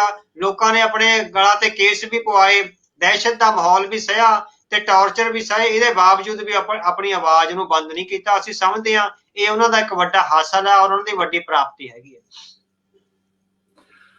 ਸਰਦਾਰ ਜੋਗਿੰਦਰ ਸਿੰਘ ਜੀ, ਵਿਦੇਸ਼ਾਂ ਦੇ ਵਿੱਚ ਜਦੋਂ ਜਸਵੰਤ ਸਿੰਘ ਦੇ ਚੁੱਕੇ ਜਾਣ ਤੋਂ ਬਾਅਦ ਠੀਕ ਆ, ਉੱਥੇ ਖਾਲੜਾ ਐਕਸ਼ਨ ਕਮੇਟੀ ਕੇਸ ਲੜਦੀ ਰਹੀ, ਪਰ ਵਿਦੇਸ਼ਾਂ ਦੇ ਵਿੱਚ ਮੈਂ ਸਮਝਦਾ ਵਾਂ ਵੀ ਉਨੀ ਜਿਹੜੀ ਆ ਇਹ ਮੂਵਮੈਂਟ ਜਾਂ ਉਹ ਮੂਵਮੈਂਟ ਦੀ ਸਪੋਰਟ ਦੇ ਲਈ ਜਿਹੜਾ ਸਿੱਖ ਜਥੇਬੰਦੀਆਂ ਨੇ ਏਡੀ ਵੱਡੀ ਪੱਧਰ ਦੇ ਉੱਤੇ ਕੋਈ ਉਪਰਾਲਾ ਕਿਉਂ ਨਹੀਂ ਕੀਤਾ? ਕਿਉਂਕਿ ਹਾਲਾਂਕਿ ਸਾਰੀਆਂ ਸਿੱਖ ਜਥੇਬੰਦੀਆਂ ਉਹਨਾਂ ਸ਼ਹੀਦਾਂ ਦੇ ਨਾਂ ਤੇ ਹੀ ਇੱਥੇ ਬਣੀਆਂ ਸੀਗੀਆਂ ਜਿਨ੍ਹਾਂ ਦੇ ਪਰਿਵਾਰਾਂ ਦੇ ਉੱਤੇ ਵੱਡੀ ਪੱਧਰ ਤੇ ਜ਼ੁਲਮ ਢੱਠਾ,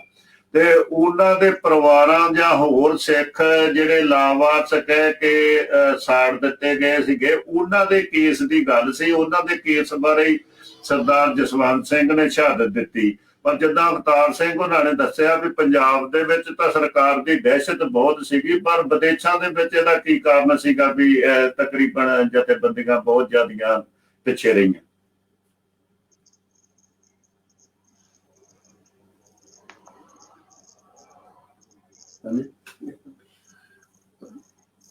ਹਾਂਜੀ, ਉਹਦੇ ਬਾਰੇ ਸਰਦਾਰ ਅਮਰਜੀਤ ਸਿੰਘ ਜੀ ਏਦਾਂ ਆ, ਇਹ ਜਿਹੜੀਆਂ ਵਿਦੇਸ਼ੀ ਆਰਗੇਨਾਈਜੇਸ਼ਨਾਂ ਇਹਦੇ ਵਿੱਚ ਉਹ ਬੜਾ ਵੱਡਾ ਫੇਲੀਅਰ ਆ ਇਹਨਾਂ ਦਾ, ਵਿਦੇਸ਼ੀ ਆਰਗੇਨਾਈਜੇਸ਼ਨਾਂ ਦਾ, ਕਿਉਂਕਿ ਅਸੀਂ ਬਹੁਤੇ ਇੱਥੇ ਨਾ ਸਿਰਫ ਐਤਵਾਰ ਦੀ ਪੋਲਿਟਿਕਸ ਕਰਦੇ ਰਹੇ ਤੇ ਐਤਵਾਰ ਨੂੰ ਸਿਰਫ ਨਾਅਰੇ ਮਾਰ ਕੇ ਤੇ ਘਰਾਂ ਨੂੰ ਜਾਣ ਵਾਲੇ ਸੀ। ਔਰ ਬਹੁਤੀ, ਮੈਂ ਦੁਬਾਰਾ ਫੇਰ ਕਹਾਂ, ਇੱਥੇ ਸਾਡੇ ਵਿੱਚ ਨਾ ਬਹੁਤ ਜ਼ਿਆਦਾ ਇਨਫਿਲਟ੍ਰੇਸ਼ਨ ਸੀ, ਜਿਨ੍ਹਾਂ ਨੇ ਸਾਨੂੰ ਉਸ ਪਾਸੇ ਧਿਆਨ ਬਿਲਕੁਲ ਨਹੀਂ ਦੇਣ ਦਿੱਤਾ, ਜਿਹੜਾ ਕਿਉਂਕਿ ਜਿਹਦੇ ਨਾਲ ਅਸੀਂ ਜ਼ਾਲਮ ਪੁਲਿਸ ਨੂੰ ਜਾਂ ਜ਼ਾਲਮ ਸਰਕਾਰ ਨੂੰ ਐਕਸਪੋਜ਼ ਕਰ ਸਕਦੇ, ਉਸ ਪਾਸੇ ਬਿਲਕੁਲ ਧਿਆਨ ਨਹੀਂ ਦਿੱਤਾ। ਉਹਦੇ ਵਿੱਚ ਸਾਡੀਆਂ ਸਿੱਖ ਜਥੇਬੰਦੀਆਂ ਦਾ ਕੰਪਲੀਟ ਫੇਲੀਅਰ ਆ ਇਸ ਪੱਖ ਤੋਂ, ਕਿਉਂਕਿ ਅਸੀਂ ਸਾਨੂੰ ਜਾਂ ਤਾਂ ਸੋਚੀ ਨਹੀਂ ਸੀ ਜਾਂ ਸਾਨੂੰ ਸਾਡੇ 'ਚ ਇਨਫਿਲਟ੍ਰੇਸ਼ਨ ਹੈ, ਇਹੋ ਹੀ ਰੀਜ਼ਨ ਹੋ ਸਕਦਾ। ਦੂਸਰੀ ਗੱਲ ਜਿਹੜੀ ਮੈਂ ਮਹਿਸੂਸ ਕਰਦਾ ਇੱਥੇ ਇੰਗਲੈਂਡ ਵਿੱਚ ਜਿਹੜੀ ਨਾ, ਉਹ ਇਹ ਆ ਵੀ ਇੱਥੇ ਬਹੁਤਿਆਂ ਨੂੰ ਆਪਣੇ ਪਿੰਡਾਂ ਨੂੰ ਜਾਣ ਦੀ ਕਾਹਲੀ ਆ, ਉਹ ਪਿੰਡਾਂ ਨੂੰ ਜਾਣ ਕਰਕੇ ਵੀ ਉਹ ਬਹੁਤ ਵਾਰੀ ਸਰਕਾਰ ਵੱਧ ਨਾ ਦੋਗਲਾਪਨ, ਜਿਹੜਾ ਦੋਗਲਾ ਰੋਲ ਪਲੇ ਕਰਦੇ ਬਹੁਤੇ ਸਾਡੇ ਜਿਹੜੇ ਸਿੱਖ ਜਥੇਬੰਦੀਆਂ ਦੇ ਲੀਡਰ ਆ, ਔਰ ਇਹ ਵੀ ਇੱਕ ਉਹਦਾ ਫੈਕਟਰ ਹੈ। ਹਾਂਜੀ ਅਵਤਾਰ ਸਿੰਘ ਜੀ, ਤੁਸੀਂ ਜਰਨਲਿਸਟ ਵੀ ਜੇ, ਹੁਣ ਤੱਕ ਸਰਦਾਰ ਜਸਵੰਤ ਸਿੰਘ ਬਾਰੇ ਬਹੁਤ ਕੁਝ ਪੜ੍ਹ ਚੁੱਕੇ ਜੇ, ਪਿੱਛੇ ਜੇ ਸਾਰੇ ਉਹਨਾਂ ਦੀਆਂ ਲਿਖਤਾਂ ਦੇ ਥਰੂ ਵੀ ਆਪਾਂ ਜਦੋਂ ਜਾਣੀ ਕਿ ਕਿਤਾਬ ਲਿਖਣ ਬਾਰੇ ਗੱਲਬਾਤ ਚੱਲ ਰਹੀ ਸੀ ਜਾ ਚੁੱਕੇ ਜੇ, ਤੇ ਮੈਂ ਤੁਹਾਡੇ ਤੋਂ ਜਸਵੰਤ ਸਿੰਘ ਦੀਆਂ ਲਿਖਤਾਂ ਦੇ ਵਿੱਚੋਂ ਜੋ ਤੁਸੀਂ ਉਹਨਾਂ ਦੀ ਸ਼ਖਸੀਅਤ ਬਾਰੇ ਜਾਣਿਆ ਵਾ, ਜਾਂ ਉਹਨਾਂ ਨੇ ਜਿਨ੍ਹਾਂ ਹਾਲਾਤਾਂ ਦੇ ਵਿੱਚ ਜਿੱਦਾਂ ਉਹ ਸਾਰੀ ਸਿਚੁਏਸ਼ਨ ਨੂੰ ਫੇਸ ਕੀਤਾ ਵਾ, ਉਹ ਮੈਂ ਤੁਹਾਡੇ ਤੋਂ ਪੁੱਛਣਾ ਚਾਹੁੰਦਾ ਵੀ ਤੁਸੀਂ ਉਹਨਾਂ ਨੂੰ ਕਿੱਦਾਂ ਜਾਣੀ ਕਿ ਆਪਣੇ ਤੌਰ ਤੇ ਡਿਸਕ੍ਰਾਈਬ ਕਰ ਸਕਦੇ ਜੇ ਜਾਂ ਸੰਗਤਾਂ ਨੂੰ ਦੱਸ ਸਕਦੇ ਜੇ ਵੀ ਉਹਨਾਂ ਦੀ ਸਿਆਸੀ ਧਾਰਮਿਕ ਸੋਝੀ ਤੇ ਉਹਨਾਂ ਦੀ ਸ਼ਖਸੀਅਤ ਜਿਹੜੀ ਆ ਉਹ ਕਿੱਦਾਂ ਦੀ ਤੁਸੀਂ ਆਪਣੇ ਮਨ ਦੇ ਵਿੱਚ ਮਹਿਸੂਸ ਕਰਦੇ ਜੇ, ਜਾਂ ਜਿਹੜੇ ਨੌਜਵਾਨ ਵੀ ਸੀਗੇ ਕਿੱਦਾਂ ਦੀ ਉਹ ਸਮਝਦੇ? ਹਾਂਜੀ, ਕਿਉਂਕਿ ਇਸ ਤੋਂ ਪਹਿਲਾਂ ਤਾਂ ਸਾਡੇ ਕੋਲ ਇੱਕੋ ਹੀ ਇਮੇਜ ਸੀਗਾ ਵੀ ਉਹਨਾਂ ਨੇ ਮਨੁੱਖੀ ਅਧਿਕਾਰਾਂ ਦੀ ਰਾਖੀ ਲਈ ਕੰਮ ਕੀਤਾ, ਜੋ ਸਰਕਾਰ ਨੇ ਜ਼ੁਲਮ ਕੀਤੇ ਸੀ ਉਹਨਾਂ ਨੂੰ ਐਕਸਪੋਜ਼ ਕਰਿਆ, ਤੇ ਉਹਨਾਂ ਜ਼ੁਲਮਾਂ ਨੂੰ ਐਕਸਪੋਜ਼ ਕਰਦੇ ਕਰਦੇ ਉਹ ਸ਼ਹਾਦਤ ਦਾ ਜਾਮ ਪੀ ਗਏ। ਪਰ ਜਦੋਂ ਆਪਾਂ ਉਹਨਾਂ ਦੇ ਜੀਵਨ ਬਾਰੇ ਕਿਤਾਬ ਲਿਖਣ ਦਾ ਕਾਰਜ ਕਰ ਰਹੇ ਸੀ, ਭਾਈ ਅਜਮੇਰ ਸਿੰਘ ਨੇ ਜਿਹੜਾ ਕਾਰਜ ਕਰਨਾ, ਉਹਦੇ ਥਰੂ ਆਪਾਂ ਵੀ ਉਹਨਾਂ ਦੀਆਂ ਲਿਖਤਾਂ, ਉਹਨਾਂ ਦੇ ਵਿਚਾਰਾਂ ਤੇ ਉਹਨਾਂ ਦੇ ਜਿਹੜੇ ਬਿਆਨ ਸੀਗੇ, ਉਹਨਾਂ ਦੇ ਥਰੂ ਜਦੋਂ ਸਾਰੇ ਆਪਾਂ ਦੇਖਿਆ ਪਰਖਿਆ, ਤਾਂ ਉਹਦੇ 'ਚ ਮੈਨੂੰ ਇਹ ਮਹਿਸੂਸ ਹੋਇਆ ਵੀ ਭਾਈ ਜਸਵੰਤ ਸਿੰਘ ਖਾਲੜਾ ਸੀ ਜਿਹੜੇ ਜਸਟ ਇੱਕ ਮਨੁੱਖੀ ਅਧਿਕਾਰਾਂ ਦਾ ਹੀ ਦਲੇਰ ਸੂਰਮਾ ਨਹੀਂ ਸੀ, ਉਹਦੇ ਵਿੱਚ ਸਿੱਖ ਲੀਡਰਸ਼ਿਪ ਵਾਲੇ ਸਾਰੇ ਗੁਣ ਮੌਜੂਦ ਸਨ। ਜਿਹੜਾ ਅੱਜ ਆਪਾਂ ਖਾੜਕੂ ਲਹਿਰ ਦੇ ਖਾਤਮੇ ਤੋਂ ਬਾਅਦ, ਖੜਾ ਤੋਂ ਬਾਅਦ ਕੋਈ ਸਿੱਖਾਂ ਵਿੱਚ ਓਵਰਗਰਾਊਂਡ ਪੋਲੀਟੀਕਲ ਰਾਜਨੀਤੀ ਸਥਾਪਿਤ ਨਹੀਂ ਹੋਈ, ਕੌਮ ਇੱਕ ਲੀਡਰਲੈਸ ਹੋਈ ਪਈ ਆ। ਮੈਂ ਸਮਝਦਾ ਵੀ ਜਦੋਂ ਮੈਂ ਉਹਨਾਂ ਦੀਆਂ ਸਾਰੀਆਂ ਲਿਖਤਾਂ ਪੜ੍ਹੀਆਂ ਤਾਂ ਮਹਿਸੂਸ ਕੀਤਾ ਵੀ ਉਹਨਾਂ ਵਿੱਚ ਇੱਕ ਬਹੁਤ ਹੀ ਚੰਗੇ, ਯੋਗ ਔਰ ਸਮਰੱਥ ਸਿੱਖ ਲੀਡਰ ਦੇ ਸਾਰੇ ਗੁਣ ਮੌਜੂਦ ਸਨ। ਉਹਨਾਂ ਨੇ ਸਿੱਖ ਵਿਦਵਾਨ ਤੇ ਸਿੱਖ ਲੀਡਰਸ਼ਿਪ ਜਿਨ੍ਹਾਂ ਸਵਾਲਾਂ ਨਾਲ ਅੱਜ ਵੀ 2-4 ਹੋ ਰਹੀ ਆ, ਭਾਈ ਜਸਵੰਤ ਸਿੰਘ ਖਾਲੜਾ 1991 92 93 ਦੇ ਦਿਨਾਂ ਦੌਰਾਨ ਹੀ ਉਹਨਾਂ ਸਾਰੇ ਸਵਾਲਾਂ ਦਾ ਜਿਹੜਾ ਹੱਲ ਸੀ ਉਹ ਲੱਭ ਚੁੱਕੇ ਸੀ ਔਰ ਉਹਨਾਂ ਬਾਰੇ ਉਹਨਾਂ ਦੇ ਇੱਕ ਬਹੁਤ ਹੀ ਪ੍ਰੋੜ ਸਮਰੱਥ ਯੋਗ ਅਤੇ ਨੀਤੀਵਾਨ ਜਿਹੜੀ ਸੋਝੀ ਸੀ ਉਹ ਰਿਫਲੈਕਟ ਹੁੰਦੀ ਆ ਉਹਨਾਂ ਦੇ ਸਾਰੇ ਜਿਹੜੇ ਲੇਖ ਮੈਂ ਪੜ੍ਹੇ ਨੇ, ਜਿਹੜੇ ਬਿਆਨ ਉਹਨਾਂ ਨੇ ਦਿੱਤੇ ਨੇ ਜਾਂ ਜਿਸ ਤਰ੍ਹਾਂ ਦੇ ਉਹਨਾਂ ਨੇ ਜਿਹੜੇ ਲੈਕਚਰ ਵਗੈਰਾ ਮੈਂ ਉਹਨਾਂ ਤੇ ਸੁਣੇ ਨੇ। ਸੋ ਅੱਜ ਜਿਹੜਾ ਸਿੱਖ ਕੌਮ ਵਿੱਚ ਲੀਡਰਲੈਸ ਹੋਣ ਦਾ ਇੱਕ ਬਹੁਤ ਵੱਡਾ ਖਲਾਅ ਪੈਦਾ ਹੋਇਆ, ਅਸੀਂ ਸਮਝਦੇ ਹਾਂ ਕਿ ਭਾਈ ਜਸਵੰਤ ਸਿੰਘ ਖਾਲੜਾ ਉਸ ਖਲਾਅ ਨੂੰ ਸੰਪੂਰਨ ਕਰ ਸਕਦੇ ਸੀ। ਉਹ ਨਾ ਇਕੱਲੇ ਇੱਕ ਨੀਤੀਵੇਤਾ ਸਨ ਜਾਂ ਰਾਜਨੀਤਿਕ ਚੇਤਨ ਰਾਜਨੀਤੀਵਾਨ ਸਨ, ਬਲਕਿ ਬਹੁਤ ਯੋਗ ਬੁਲਾਰੇ ਸਨ ਜਿਹੜੇ ਖਾਲਸਾ ਪੰਥ ਦੇ ਦਰਦ ਦੀ ਗਹਿਰਾਈ ਨੂੰ ਜਾਣਦੇ ਸਨ। ਸੋ ਉਹਨਾਂ ਦੇ ਬੋਲਾਂ ਵਿੱਚੋਂ ਖਾਲਸਾ ਪੰਥ ਦੇ ਦਰਦ ਦੀ ਉਹ ਗਹਿਰਾਈ ਝਲਕਦੀ ਸੀ ਜਿਹੜੀ ਕਿ ਇੱਕ ਸਿੱਖ ਲੀਡਰ ਵਿੱਚ ਹੋਣੀ ਚਾਹੀਦੀ ਸੀ। ਇਸੇ ਕਰਕੇ ਉਹਨਾਂ ਦੀ ਸ਼ਹਾਦਤ ਤੋਂ ਬਾਅਦ ਜਿਹੜਾ ਖਲਾਅ ਪੈ ਗਿਆ ਹੋਇਆ, ਉਸ ਖਲਾਅ ਨੂੰ ਪ੍ਰਕਾਸ਼ ਸਿੰਘ ਬਾਦਲ ਵਰਗੇ ਛੋਟੇ ਲੋਕਾਂ ਨੇ ਭਰਿਆ। ਪਰ ਜੇ ਉਹ ਭਾਈ ਜਸਵੰਤ ਸਿੰਘ ਖਾਲੜਾ ਉਹਨੇ ਅੱਜ ਜੀਵਤ ਹੁੰਦੇ ਤਾਂ ਅਸੀਂ ਸਮਝਦੇ ਵੀ ਖਾਲਸਾ ਪੰਥ ਦੀਆਂ ਜਿਹੜੀਆਂ ਪੰਥਕ ਧਿਰਾਂ ਨੇ ਅੱਜ ਇਸ ਤਰ੍ਹਾਂ ਦਰ-ਦਰ ਭਟਕਦੀਆਂ ਨਾ ਫਿਰਦੀਆਂ। ਜਿੰਨੀ ਸੋਝੀ, ਜਿੰਨਾ ਸੂਝਵਾਨਤਾ ਔਰ ਜਿੰਨੀ ਆਪਾਂ ਕਹਿ ਸਕੀਏ ਵੀ ਉਹਨਾਂ ਦੀ ਸਿੱਖ ਲਹਿਰ ਦੇ ਜਿਹੜੇ ਉਹਨਾਂ ਦੇ ਸਾਹਮਣੇ ਚੁਣੌਤੀਆਂ ਸੀ ਉਹਦੇ ਬਾਰੇ ਜਿੰਨੀ ਸਮਰੱਥ ਸੋਝੀ ਭਾਈ ਜਸਵੰਤ ਸਿੰਘ ਖਾਲੜਾ ਨੂੰ ਸੀ, ਅਸੀਂ ਸਮਝਦੇ ਹਾਂ ਵੀ ਹੋਰ ਬਹੁਤ ਘੱਟ ਲੀਡਰਸ਼ਿਪ ਨੂੰ ਇਸ ਤਰ੍ਹਾਂ ਦੀ ਸੋਝੀ ਸੀ। ਜੇ ਉਹ ਕਾਸ਼ ਅੱਜ ਸਾਡੇ ਵਿੱਚ ਹੁੰਦੇ ਤਾਂ ਅੱਜ ਸਾਡਾ ਇੱਕ ਕਾਫਲਾ ਅਕਾਲੀ ਦਲ ਦੇ ਬਰਾਬਰ, ਇੱਕ ਬਰਾਬਰ ਦੇ ਧਿਰ, ਇੱਕ ਵੱਡੀ ਪਾਰਟੀ ਆ ਜਿਹੜੀ ਪੰਥਕ ਜਜ਼ਬੇ ਵਾਲੇ ਲੋਕਾਂ ਦੀ, ਉਹ ਕਾਇਮ ਹੋਣੀ ਸੀ ਤੇ ਸਰਕਾਰ ਲਈ ਉਹ ਇੱਕ ਵੱਡੀ ਚੁਣੌਤੀ ਦੇ ਰੂਪ ਵਿੱਚ ਸਾਹਮਣੇ ਆਉਣੀ ਸੀ। ਤੇ ਅੱਜ ਜਿਹੜਾ ਮੌਜੂਦਾ ਸਮੇਂ ਦੇ ਵਿੱਚ ਅਵਤਾਰ ਸਿੰਘ ਜੀ ਇੱਕ ਖਲਾਅ ਪੈਦਾ ਹੋਇਆ ਵਾ,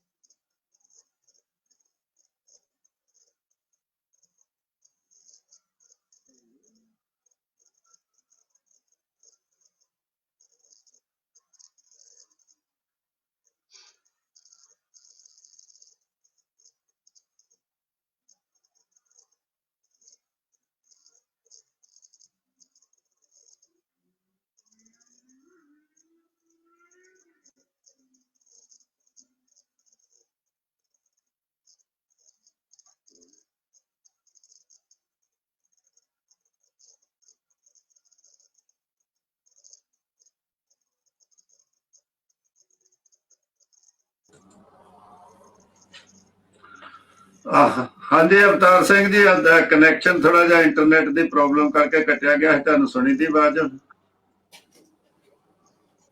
ਹੈਲੋ। ਹਾਂਜੀ ਹਾਂਜੀ ਹਾਂਜੀ, ਅੱਛਾ, ਮੈਂ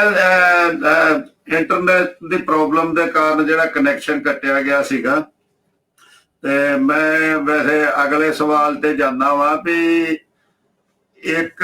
ਅੱਜ ਜਦੋਂ ਉਹਨਾਂ ਦੀ 25ਵੀਂ ਜਿਹੜੀ ਸ਼ਹੀਦੀ ਬਰਸੀ ਜਿਹੜੀ ਆ ਉਹ ਸਾਰੀ ਦੁਨੀਆ ਦੇ ਵਿੱਚ ਮਨਾਈ ਜਾ ਰਹੀ ਆ। 6 ਸਤੰਬਰ ਨੂੰ ਉਹਨਾਂ ਨੂੰ ਘਰੋਂ ਚੁੱਕਿਆ ਤੇ ਤਕਰੀਬਨ 50 ਦਿਨ ਉਹਨਾਂ ਤੇ ਤਸ਼ੱਦਦ ਕਰਕੇ ਤੇ 25 ਅਕਤੂਬਰ ਨੂੰ ਉਹਨਾਂ ਨੂੰ ਸ਼ਹੀਦ ਕਰ ਦਿੱਤਾ ਗਿਆ। ਤੇ ਜਿੱਦਾਂ ਹੁਣ ਦੇਖਣ ਦੇ ਵਿੱਚ ਆਇਆ ਵਾ ਵੀ ਅਮਰੀਕਾ ਕੈਨੇਡਾ ਦੇ ਵਿੱਚ ਵੱਡੀ ਪੱਧਰ ਦੇ ਉੱਤੇ ਉੱਥੋਂ ਦੀਆਂ ਜਿਹੜੀਆਂ ਸੈਲੀਬ੍ਰਿਟੀ ਆ ਜਾਂ ਈਵਨ ਜਿਹੜੇ ਹਾਲੀਵੁੱਡ ਦੇ ਔਸਕਾ ਵਿਨਰ ਜਿਹੜੇ ਐਕਟਰ ਵਾ ਉਹ ਵੀ ਉਹਨਾਂ ਨੂੰ ਸ਼ਰਧਾਂਜਲੀ ਦੇ ਰਹੇ ਆ। CNN ਵਰਗੇ ਚੈਨਲ ਦੇ ਪ੍ਰੈਜ਼ੈਂਟਰ ਉਹਨਾਂ ਨੂੰ ਸ਼ਰਧਾਂਜਲੀ ਦੇ ਰਹੇ ਆ। ਕੈਨੇਡਾ ਦੇ ਜਿਹੜੇ 6-7 ਜਿਹੜੇ ਆ ਸਿਟੀ ਆ ਉਹਨਾਂ ਦੀਆਂ ਸਿਟੀ ਕੌਂਸਲਾਂ ਨੇ 6 ਸਤੰਬਰ ਨੂੰ ਸਰਦਾਰ ਜਸਵੰਤ ਸਿੰਘ ਖਾਲੜਾ ਡੇ ਦੇ ਤੌਰ ਤੇ ਡਿਕਲੇਅਰ ਕਰਕੇ ਉਹਨਾਂ ਨੂੰ ਸ਼ਰਧਾਂਜਲੀ ਦਿੱਤੀ ਆ। ਅਮਰੀਕਾ ਦੇ ਵਿੱਚ ਵੀ 2-3 ਸਿਟੀ ਕੌਂਸਲਾਂ ਨੇ ਏਦਾਂ ਕੀਤਾ ਵਾ। ਕੀ ਕਾਰਨ ਆ ਵੀ ਜਿਹੜਾ ਇੰਗਲੈਂਡ ਤੇ ਯੂਰਪ ਦੇ ਵਿੱਚ ਕੋਈ ਏਦਾਂ ਦੀ ਐਕਟੀਵਿਟੀ ਜਿਹੜੀ ਆ ਉਹ ਕਿਉਂਕਿ ਮੈਂ ਸਮਝਦਾ ਵੀ ਇੱਕ ਮੌਜੂਦਾ ਸਿੱਖ ਸੰਘਰਸ਼ ਦੇ ਵਿੱਚੋਂ ਜਸਵੰਤ ਸਿੰਘ ਖਾਲੜਾ ਇੰਟਰਨੈਸ਼ਨਲ ਲੈਵਲ ਦੇ ਉੱਤੇ ਦੁਨੀਆ ਦੇ ਵਿੱਚ ਜਿਹੜੇ ਆ ਇੱਕ ਉਹ ਫਿਗਰ ਦੇ ਤੌਰ ਤੇ ਉੱਭਰੇ ਆ ਜਿਨ੍ਹਾਂ ਦੇ ਉੱਤੇ ਕੋਈ ਇਲਜ਼ਾਮ ਨਹੀਂ ਚੁੱਕ ਸਕਦਾ। ਤੇ ਬਾਹਰਲੇ ਮੁਲਕ ਜਿਹੜੇ ਆ ਉਹ ਉਹਨਾਂ ਨੂੰ ਪਾਰਕ ਉਹਨਾਂ ਦੇ ਨਾਂ ਤੇ ਬਣਾ ਰਹੇ ਆ। ਇਹ ਸਾਰੀਆਂ ਚੀਜ਼ਾਂ ਕਰ ਰਹੇ, ਪਰ ਇੰਗਲੈਂਡ ਤੇ ਯੂਰਪ 'ਚ ਕਿਉਂ ਨਹੀਂ ਇਹ ਚੀਜ਼ਾਂ ਹੋ ਰਹੀਆਂ? ਹਾਂਜੀ ਹਾਂਜੀ ਇਹ ਤਾਂ ਇੰਗਲੈਂਡ ਤੇ ਯੂਰਪ ਦੀਆਂ ਆਪਾਂ ਕਹਿ ਸਕਦੇ ਹਾਂ ਵੀ ਜਿਹੜੀਆਂ ਸਿੱਖ ਜਥੇਬੰਦੀਆਂ ਨੇ ਆਪਾਂ ਸਾਰਿਆਂ ਨੂੰ ਰਲ ਮਿਲ ਕੇ ਇਸ ਤਰ੍ਹਾਂ ਦੇ ਯਤਨ ਕਰਨੇ ਚਾਹੀਦੇ ਆ ਵੀ ਜਿਸ ਤਰ੍ਹਾਂ ਦੀ ਅਪਰੋਚ ਅਮਰੀਕਾ ਤੇ ਕੈਨੇਡਾ ਦੀਆਂ ਸਿੱਖ ਜਥੇਬੰਦੀਆਂ ਨੇ ਕਰਕੇ ਸਿਟੀ ਕੌਂਸਲਾਂ ਨਾਲ ਜਾਂ ਸਰਕਾਰਾਂ ਨਾਲ ਉਹਨਾਂ ਨੂੰ ਸਰਦਾਰ ਜਸਵੰਤ ਸਿੰਘ ਖਾਲੜਾ ਦੇ ਜਿਹੜੇ ਮਨੁੱਖੀ ਹੱਕਾਂ ਲਈ ਕੀਤੇ ਗਏ ਕਾਰਜ ਤੇ ਉਹਨਾਂ ਕਾਰਜਾਂ ਨੂੰ ਕਰਦਿਆਂ ਹੋਇਆਂ ਦਿੱਤੀ ਹੋਈ ਸ਼ਹਾਦਤ ਦਾ ਇੱਕ ਤਰ੍ਹਾਂ ਨਾਲ ਆਪਾਂ ਕਹਿ ਸਕਦੇ ਹਾਂ ਵੀ ਇੱਕ ਪ੍ਰੋਜੈਕਟ ਬਣਾ ਕੇ ਆਪਾਂ ਨੂੰ ਇੱਥੋਂ ਦੀ ਸਰਕਾਰ ਨਾਲ ਇੰਟਰੈਕਟ ਕਰਨਾ ਚਾਹੀਦਾ ਹੈ। ਕੋਈ ਕਾਰਨ ਨਹੀਂ ਅਸੀਂ ਸਮਝਦੇ ਹਾਂ ਵੀ ਇਹ ਸਰਕਾਰ ਵੀ ਸਾਨੂੰ ਇਸ ਤਰ੍ਹਾਂ ਦਾ ਕੋਈ ਸਹਾਇਤਾ ਨਾ ਦੇਵੇ। ਉਹਨਾਂ ਦੇ ਨਾਂ ਤੇ ਇੱਥੇ ਵੀ ਪਾਰਕਾਂ ਦੇ ਨਾਂ ਰੱਖੇ ਜਾ ਸਕਦੇ ਆ ਜਾਂ 6 ਸਤੰਬਰ ਵਾਲੇ ਦਿਨ ਜਦੋਂ ਉਹਨਾਂ ਨੂੰ ਅਗਵਾ ਕੀਤਾ ਜਾਂਦਾ ਤਾਂ ਕੋਈ ਨਾ ਕੋਈ ਸਰਕਾਰੀ ਤੌਰ ਤੇ ਭਾਵੇਂ ਕੁਝ ਕੌਂਸਲਾਂ 'ਚ ਹੀ ਹੋਵੇ ਵੀ ਉਹ ਜਿਹੜਾ ਦਿਨ ਆ ਉਹ ਮਨਾਇਆ ਜਾ ਸਕਦਾ। ਸੋ ਵੱਡਾ ਆਪਾਂ ਇਹਦੇ ਸਰਕਾਰ ਤੇ ਦੋਸ਼ ਨਾ ਦਈਏ, ਇਹਦੇ 'ਚ ਸਾਡਾ ਆਪਣਾ ਫੇਲੀਅਰ ਹੈਗਾ ਵੀ ਅਸੀਂ ਇੱਕ ਅਕੈਡਮਿਕਲੀ ਜਾਂ ਵਿਚਾਰਧਾਰਕ ਤੌਰ ਤੇ ਕੋਈ ਇਸ ਤਰ੍ਹਾਂ ਦਾ ਪ੍ਰੋਗਰਾਮ ਬਣਾ ਕੇ ਸਰਕਾਰ ਤੱਕ ਅਪਰੋਚ ਨਹੀਂ ਕਰ ਸਕੇ। ਜੇ ਯੋਗ ਢੰਗ ਨਾਲ ਇੱਕ ਥਰੂ ਪ੍ਰੋਸੈਸ ਤੇ ਪ੍ਰੋਪਰ ਚੈਨਲ ਆਪਾਂ ਇਸ ਤਰ੍ਹਾਂ ਦਾ ਕੋਈ ਕਾਰਜ ਸਾਰੀਆਂ ਸਿੱਖ ਜਥੇਬੰਦੀਆਂ ਰਲ ਕੇ ਕਰੀਏ ਤਾਂ ਅਸੀਂ ਸਮਝਦੇ ਹਾਂ ਵੀ ਇੰਗਲੈਂਡ ਦੀ ਸਰਕਾਰ ਵੀ ਤੇ ਯੂਰਪੀਅਨ ਸਰਕਾਰਾਂ ਵੀ ਉਹਨਾਂ ਦੇ ਨਾਂ ਤੇ ਕੋਈ ਨਾ ਕੋਈ ਯਾਦਗਾਰਾਂ ਸਥਾਪਿਤ ਕਰ ਸਕਦੀਆਂ ਨੇ ਜਾਂ ਉਹਨਾਂ ਦੀ ਯਾਦ ਵਿੱਚ 6 ਸਤੰਬਰ ਵਾਲੇ ਦਿਨ ਕੋਈ ਨਾ ਕੋਈ ਇੱਕ ਤਰ੍ਹਾਂ ਨਾਲ ਕਮੈਮੋਰੇਸ਼ਨ ਜਿਹੜਾ ਪ੍ਰੋਗਰਾਮ ਆ ਉਹ ਕਰਵਾਇਆ ਜਾ ਸਕਦਾ। ਸੋ ਇਹਦੇ ਲਈ ਸਾਡੀਆਂ ਆਪ ਦੀਆਂ ਕਮਜ਼ੋਰੀਆਂ ਨੇ, ਆਪਾਂ ਸਾਰਿਆਂ ਨੂੰ ਰਲ ਮਿਲ ਕੇ ਇੱਥੋਂ ਦੀਆਂ ਤੇ ਯੂਰਪ ਦੀਆਂ ਸਰਕਾਰਾਂ ਨਾਲ ਯਤਨ ਕਰਨੇ ਚਾਹੀਦੇ ਹਨ। ਹਾਂਜੀ, ਸਰਦਾਰ ਜੋਗਿੰਦਰ ਸਿੰਘ ਜੀ, ਜਿੱਦਾਂ ਅਵਤਾਰ ਸੋਹਣਾ ਨੇ ਇਹਦੇ ਬਾਰੇ ਚਲੋ ਆਪਣੇ ਵਿਚਾਰ ਦੱਸੇ ਆ। ਇੱਕ ਚੀਜ਼ ਆ, ਤੁਸੀਂ ਇੱਥੇ ਲੰਬੇ ਸਮੇਂ ਤੋਂ ਸਾਰੇ ਵਿਚਰਦੇ ਜੇ, ਜੋ ਵੇਖਣ ਦੇ ਵਿੱਚ ਆਇਆ ਕੈਨੇਡਾ ਅਮਰੀਕਾ ਦੇ ਵਿੱਚ ਜਿਹੜੇ ਉੱਥੋਂ ਦੇ ਜੰਮਪਲ ਨਿਆਣੇ ਆ ਜਿੰਨੀ ਕੰਪੇਨ ਮੈਂ ਦੇਖਿਆ ਜਿਹੜੇ ਉੱਥੋਂ ਦੇ ਜੰਮਪਲ ਨਿਆਣੇ ਆ ਉਹ ਚਲਾ ਰਹੇ ਆ ਜਿੰਨੀਆਂ ਵੀ ਕੌਂਸਲਾਂ ਦੇ ਨਾਲ ਜਾਂ ਸੈਲੀਬ੍ਰਿਟੀਆਂ ਦੇ ਨਾਲ ਸੰਪਰਕ ਕਰਨ ਦੇ ਲਈ। ਤੇ ਕੀ ਕਾਰਨ ਵਾ ਵੀ ਜਿਹੜੀ ਇੱਥੇ ਇੰਗਲੈਂਡ ਦੀ ਯੂਕੇ ਦੀ ਯੰਗ ਜਨਰੇਸ਼ਨ ਵਾ ਉਹ ਇਸ ਚੀਜ਼ ਤੋਂ ਦੂਰ ਜਾਂ ਇੱਧਰ ਉਹਨਾਂ ਦਾ ਖਿਆਲ ਕਿਉਂ ਨਹੀਂ ਆ ਰਿਹਾ? ਜਿਸ ਕਾਰਨ ਕਰਕੇ ਆਪਾਂ ਸੋਚਦੇ ਨੇ ਸਰਦਾਰ ਜਸਵੰਤ ਸਿੰਘ ਉਹਨਾਂ ਨੂੰ ਅਮਰੀਕਾ ਤੇ ਕੈਨੇਡਾ ਵਿੱਚ ਏਡਾ ਮਾਣ ਸਤਿਕਾਰ ਮਿਲਿਆ, ਉਹ ਇੱਥੇ ਇੰਗਲੈਂਡ ਵਿੱਚ ਇਸ ਕਰਕੇ ਨਹੀਂ ਮਿਲ ਸਕਿਆ ਕਿਉਂਕਿ ਇੱਥੇ ਅਸੀਂ ਨਾ ਸਾਡੇ ਜਿਹੜੇ ਪੰਥਕ ਆਪਣੇ ਆਪ ਨੂੰ ਖੋਂਦੇ ਆ ਉਹ ਨਾ ਉਹਨਾਂ ਨੇ ਇੱਥੋਂ ਦੀ ਪੋਲੀਟਿਕਸ ਵਿੱਚ ਇਨਵੋਲਵ ਹੋਏ ਆ ਨਾ ਇੱਥੋਂ ਦੀਆਂ ਕੌਂਸਲਾਂ ਵਿੱਚ ਇਨਵੋਲਵ ਆ। ਇੱਥੇ ਪਹਿਲੇ ਦਿਨ ਤੋਂ ਹੀ ਜਿਹੜੇ ਐਂਟੀ ਪੰਥਕ ਲੋਕ ਆ ਨਾ ਉਹ ਕੌਂਸਲਰ ਬਣੇ ਆ। ਐਂਟੀ ਪੰਥਕ ਲੋਕ ਜਿਹੜੇ ਆ ਉਹ ਪੰਥਕ ਬੰਦਿਆਂ ਦੀ ਕੋਈ ਵੀ ਗੱਲ ਕਰਨ ਨੂੰ ਤਿਆਰ ਨਹੀਂ। ਤੇ ਜਿਹੜੇ ਖਾਸ ਤੇ ਸਾਡੇ ਨੌਜਵਾਨ ਆ ਇਸ ਮੁਲਕ ਅੰਦਰ ਨਾ ਉਹਨਾਂ ਨੇ ਪੋਲੀਟੀਕਲੀ ਉਹਨਾਂ ਨੇ ਆਪਣੇ ਆਪ ਨੂੰ ਐਸਟੈਬਲਿਸ਼ ਨਹੀਂ ਕੀਤਾ, ਔਰ ਅਗਰ ਉਹ ਪੋਲੀਟੀਕਲੀ ਐਸਟੈਬਲਿਸ਼ ਕਰਦੇ ਤਾਂ ਉਹ ਸਰਦਾਰ ਜਸਵੰਤ ਸਿੰਘ ਵਰਗਾ ਇੱਕ ਇੰਟਰਨੈਸ਼ਨਲੀ ਰੈਕਗਨਾਈਜ਼ਡ ਫਿਗਰ ਜਿਹੜਾ ਸੀ, ਉਹਦੇ ਨਾਂ ਤੇ ਪਾਰਕਾਂ ਵੀ ਬਣ ਸਕਦੀਆਂ, ਉਹਦੇ ਨਾਂ ਤੇ ਸੈਮੀਨਾਰ ਵੀ ਹੋ ਸਕਦੇ, ਉਹਦੇ ਨਾਂ ਤੇ ਬਹੁਤ ਕੁਝ ਕੀਤਾ ਜਾ ਸਕਦਾ ਸੀ ਔਰ ਲੋਕਾਂ ਵਿੱਚ ਬੜੀ ਵੱਡੀ ਅਵੇਅਰਨੈਸ ਲਿਆਂਦੀ ਜਾ ਸਕਦੀ ਸੀ। ਮੈਨੂੰ ਯਾਦ ਹੈ ਜਦੋਂ ਅਸੀਂ ਲੰਡਨ ਗਏ ਸੀ, ਮੈਂ ਤਾਂ ਸਰਦਾਰ ਜਸਵੰਤ ਸਿੰਘ, ਉੱਥੇ ਗੱਲ ਉਸ ਜ਼ਮਾਨੇ 'ਚ ਉਹਨਾਂ ਨੇ ਮੈਨੂੰ ਕਿਹਾ ਸੀ ਕਿ ਉੱਥੇ ਹਿੰਦੁਸਤਾਨ ਵਿੱਚ ਬੀਜੇਪੀ ਦਾ ਰਾਜ ਆ ਰਿਹਾ। ਉਹ ਜਿਸ ਵੇਲੇ ਕੋਈ ਬੰਦਾ ਸੋਚ ਵੀ ਨਹੀਂ ਸੀ ਸਕਦਾ, ਇੰਨੀ ਐਡਵਾਂਸ ਉਹਨਾਂ ਨੂੰ ਮਤਲਬ ਪੋਲੀਟਿਕਸ ਬਾਰੇ ਗਿਆਨ ਸੀਗਾ। ਲੇਕਿਨ ਇਹ ਅਫਸੋਸ ਇਹ ਆ ਵੀ ਸਾਡੇ ਜਿਹੜੇ ਯੂਥ ਹੈ ਨਾ ਯੂਰਪ ਵਿੱਚ, ਖਾਸ ਉੱਤੇ ਇੰਗਲੈਂਡ ਵਿੱਚ, ਉਹ ਗੁਰਦੁਆਰਿਆਂ ਵਿੱਚ ਜਾਂ ਹੋਰ ਇੱਧਰ ਉੱਧਰ ਤੇ ਰੌਲਾ ਪਾਉਂਦੇ ਫਿਰਦੇ ਆ, ਲੇਕਿਨ ਅਨਫੋਰਚੂਨੇਟਲੀ ਉਹ ਕਿਸੇ ਪੋਲੀਟੀਕਲ ਸਿਸਟਮ ਵਿੱਚ ਉਹ ਕੋਈ ਪਾਰਟਿਸਿਪੇਟ ਨਹੀਂ ਕਰਦੇ। ਔਰ ਜਦੋਂ ਪੋਲੀਟੀਕਲ ਸਿਸਟਮ ਦੇ ਅੰਦਰ ਨਹੀਂ ਤੁਸੀਂ ਜਾਂਦੇ, ਉਹਨਾਂ ਚਿਰ ਤੁਸੀਂ ਜਿਹੜਾ ਆਪਣਾ ਮੈਸੇਜ ਆ ਉਹ ਲੋਕਾਂ ਤੱਕ ਸਹੀ ਢੰਗ ਨਾਲ ਪਹੁੰਚਾ ਨਹੀਂ ਸਕਦੇ। ਹਾਂਜੀ ਜੋਗਿੰਦਰ ਸਿੰਘ ਜੀ, ਤੁਹਾਡੀ ਗੱਲ ਸਹੀ ਆ ਵਾਕਿਆ ਹੀ, ਵੀ ਜਿੱਦਾਂ ਤੁਸੀਂ ਦੱਸਦੇ ਜੇ ਵੀ ਉਹਨਾਂ ਨੇ ਕਿਹਾ ਸੀ ਵੀ ਆਉਣ ਵਾਲੇ ਸਮੇਂ ਦੇ ਵਿੱਚ ਜਿਹੜਾ ਵਾ ਉਹ ਬੀਜੇਪੀ ਦਾ ਰਾਜ ਜਿਹੜਾ ਹਿੰਦੁਸਤਾਨ ਦੇ ਵਿੱਚ ਆ ਰਿਹਾ ਵਾ। ਮੈਨੂੰ ਵੀ ਜਦੋਂ ਸਾਰੇ ਅਕਾਲੀ ਦਲਾਂ ਦੀ ਮੀਟਿੰਗ ਤੇ ਏਕਤਾ ਪ੍ਰੋਫੈਸਰ ਮਨਜੀਤ ਸਿੰਘ ਹੁਣੀ ਐਕਟਿੰਗ ਜਥੇਦਾਰ ਅਕਾਲ ਤਖਤ ਸਾਹਿਬ ਉਹ ਕਰਾ ਰਹੇ ਸੀਗੇ, ਤੇ ਕੁਝ ਸਾਡੇ ਜਿਹੜੀਆਂ ਧਿਰਾਂ ਵਾ ਉਹ ਉਹਦੇ ਵਿੱਚੋਂ ਬਾਹਰ ਰਹੀਆਂ ਕੋਈ ਸੀਟਾਂ ਦੀ ਵੰਡ ਦੇ ਕਾਰਨ। ਤਾਂ ਜਸਵੰਤ ਸਿੰਘ ਨੇ, ਮੈਨੂੰ ਚੇਤਾ ਉਦੋਂ ਲਾਸਟ ਵਾਰ ਇੱਥੇ ਕੈਨੇਡਾ ਤੋਂ ਵਾਪਸ ਆਏ ਸੀਗੇ, ਤੇ ਉਹਨਾਂ ਨੇ ਉਦੋਂ ਮੈਨੂੰ ਵੀ ਇਹ ਗੱਲ ਕਹੀ ਸੀਗੀ ਵੀ ਇਹਨਾਂ ਲੋਕਾਂ ਨੂੰ ਇੰਨੀ ਸਮਝ ਨਹੀਂ ਵੀ ਆਉਣ ਵਾਲੇ ਸਮੇਂ ਦੇ ਵਿੱਚ ਪ੍ਰਕਾਸ਼ ਸਿੰਘ ਬਾਦਲ ਨੂੰ ਉਹਨਾਂ ਨੇ ਐਸਟੈਬਲਿਸ਼ ਕਰਕੇ ਤੇ ਲੰਬਾ ਸਮਾਂ ਉਹਦੀ ਸਰਕਾਰ ਬਣਾਉਣੀ ਆ, ਤੇ ਇਹ ਉਹਦੇ ਨਾਲ ਰਹਿ ਕੇ ਵਿੱਚ ਜਾ ਕੇ ਕੁਝ ਤਬਦੀਲੀਆਂ ਕਰਾ ਸਕਦੇ ਆ, ਨਹੀਂ ਤੇ ਇਹਦੇ ਸਿੱਟੇ ਭਿਆਨਕ ਨਿਕਲਣਗੇ ਜਿਹੜੇ ਉਹ ਸਾਡੇ ਸਾਹਮਣੇ ਆਏ ਵੀ ਆ। ਤੇ ਅਖੀਰ ਦੇ ਵਿੱਚ ਅਵਤਾਰ ਸਿੰਘ ਜੀ, ਮੈਂ ਤੁਹਾਨੂੰ ਵੀ ਤੁਸੀਂ ਸਰਦਾਰ ਜਸਵੰਤ ਸਿੰਘ ਹੁਣਾਂ ਨੂੰ ਇਹ 25ਵੀਂ ਉਹਨਾਂ ਦੀ ਸ਼ਹੀਦੀ ਜਿਹੜੀ ਆ ਬਰਸੀ, ਉਹਦੇ ਉੱਤੇ ਉਹਨਾਂ ਨੂੰ ਸ਼ਰਧਾਂਜਲੀ ਦਿੰਦੇ ਹੋਏ ਆਪਣੇ ਵੱਲੋਂ ਜੋ ਕੁਝ ਵੀ ਉਹਨਾਂ ਦੇ ਪ੍ਰਤੀ ਕਹਿਣਾ ਚਾਹੁੰਦੇ ਜੀ, ਜੋ ਤੁਹਾਡੇ ਵਿਚਾਰ ਆ ਉਹ ਕਹਿ ਸਕਦੇ ਜੀ। ਹਾਂਜੀ, ਉਹਨਾਂ ਨੇ